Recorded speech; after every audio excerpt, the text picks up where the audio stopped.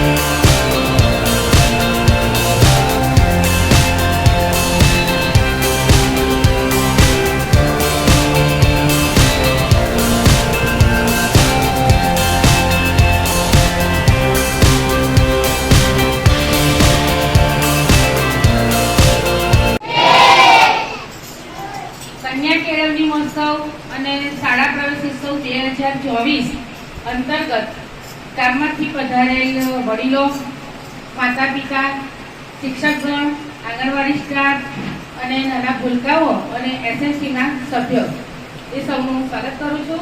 કે આભાર એમનો કે આટલી મોટી સંખ્યામાં તમે હાજર રહ્યા। આજે ગુજરાત એક નવી ટેકનોલોજી સાથે ઉભરી રહ્યું છે।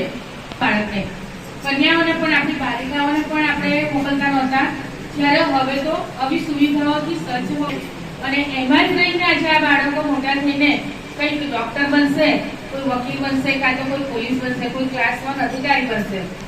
માટે હું કહું છું કે સરકારી શાળામાં આપણે એડમિશન લેવું જોઈએ, સાથે સાથે આશા પાડે છે સ્કૂલમાં પણ એક દિવસ જવું જ જોઈએ એમણે અને કાળજી લેવી જોઈએ કે આપણા ગામનું બાળક ભણે છે કે નહીં, સાહેબ શું ભણાવે છે।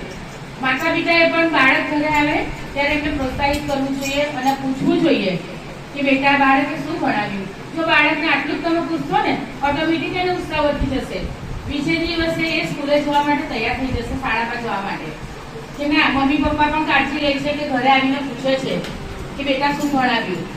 એટલે શિક્ષક પણ નિર્ભર ન રહેતા, શિક્ષક એમનું કામ કરે જ છે અને કરશે। કુમાર કન્યા બંને માટે છે, તો એમાં કયા ધોરણનો અભ્યાસ કરેલા હોવા જોઈએ? તો ધોરણ 10માં